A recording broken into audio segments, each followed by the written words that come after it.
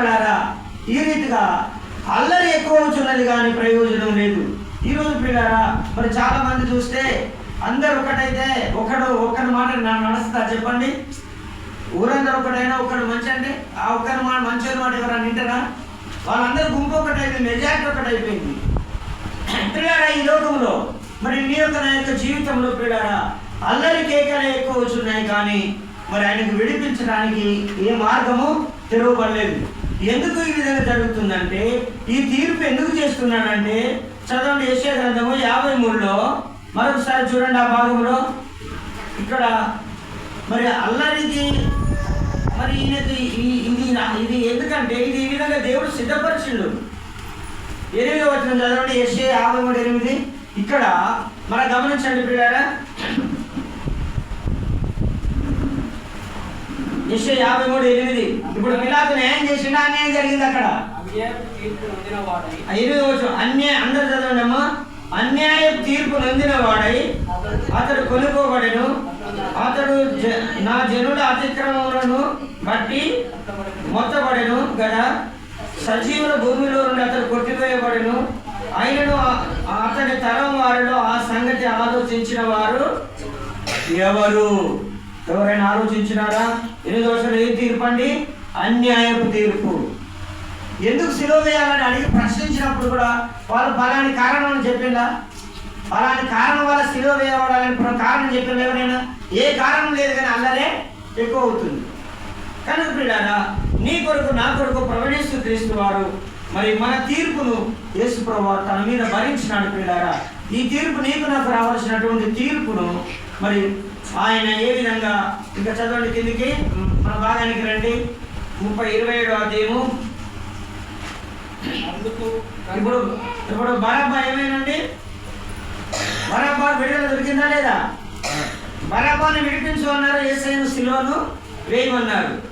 అయితే యేసు ప్రభు జీవిత కాలం అంతా మరణ భయం చేత దాచబడ్డాడు. ఈ బరబ్బా ఎన్ని రోజులు శిక్ష పడ్డది తెలుసా? వానికి జీవిత ఖైదు, వాడు సచ్చిదాకా జైల్లో ఉండాలా. ఎబ్రీ 2:14 చదవండి. వారికి పడిన శిక్ష మామూలు శిక్ష కాదు పిల్లారా. ఎబ్రీ 4వ అధ్యాయం 2:14 చదవండి. ఫస్ట్ ఎబ్రీ రాసిన పత్రిక 2:14.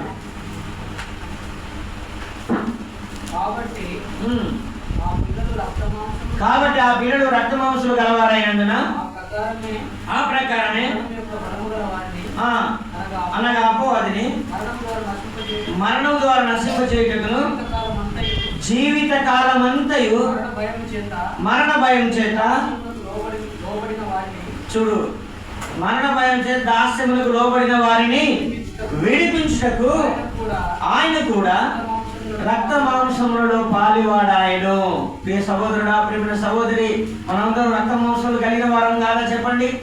మనందరి నిమిత్తమై జీవిత కాలం అంతా కూడా మరణ భయం చేత దాస్యములకు లోబడినటువంటి ఆ బరబ్బాని విడిపించినట్లుగా ఈరోజు నిన్ను నన్ను విడిపించడం కోసమే ప్రభువైన యేసుక్రీస్తు వారి అన్యాయ తీర్పును ఆయన అంగీకరిస్తూ వచ్చినాడు. ప్రియులారా, ఇంకా రండి, ఇదే 27వ అధ్యాయానికి రండి. మరలా ఆయన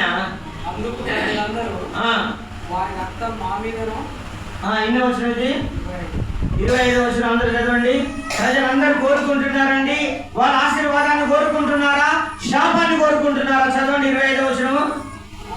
మత్తయి 27:25. మత్తయి 27వ అధ్యాయం 25వ వచనం చదవండి అందరూ. అందుకు ప్రజలందరూ వాని రక్తము మా మీదను మా పిల్లల మీదను ఉండును గాక, అనగా ఆ శాపము వారి మీద వారి పిల్లల మీద ఉండాలని కోరుకుంటున్నారు ఇష్టపూర్వకంగా. ఆ శాపం వచ్చిన మంచిదే, కానీ ఈయన మాత్రం సిలువలో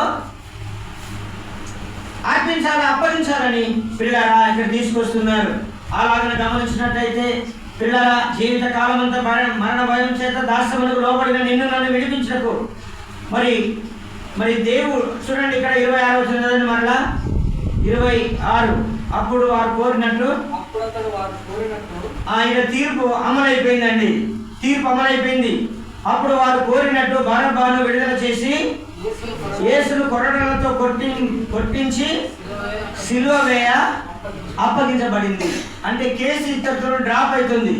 అంటే నా యొక్క శిక్ష అంతా కూడా ఎవరి మీద పడింది చెప్పండి. ఇప్పుడు ఈ శిక్ష అమలైందా లేదండి? అందుకని ఇప్పుడు నీకు నాకు ఏం జరుగుతుంది? రోమా 8:1 చూడండి. ఈ శిక్ష ఇది అమలవుట ద్వారా, రోమా చదవండి 8:1. రోమిల రాష్ట్రపతి 8:1. అప్పుడు శిక్ష కాబట్టి ఇప్పుడు క్రీస్తు యేసునందున్న వారికి ఏ శిక్ష విధియు లేదు ప్రియులారా. కాబట్టి నీ యొక్క నా యొక్క శిక్ష ప్రభువు క్రీస్తు వారు కలవరి శిలువలో ఆయన భరిస్తూ వచ్చాడు. ఈ శిక్ష అంతా కూడా మరి ఆయన భరించడం ద్వారా మనకి ఇక శిక్ష లేకుండా మనం విడుదల చేయటానికి ఆయన శిలువ దగ్గరికి తీసుకొచ్చి ప్రియులారా చదవండి. ఆయన ముండ్ల కిరీటం పెట్టి 27 మత్తయి 27 మత్తయి. అప్పుడు అధిపతి యొక్క సైనికులను అధికార మందిరములోనికి తీసుకొని పోయి ఆయన యుద్ధ సైనికులందరినీ సమకూర్చినారు ప్రియులారా. వారు ఆయన వస్త్రములను తీసివేసి అతనికి ఎర్రని అంగి తొడిగించినారు. అతని వస్త్రం తీసేసినారు.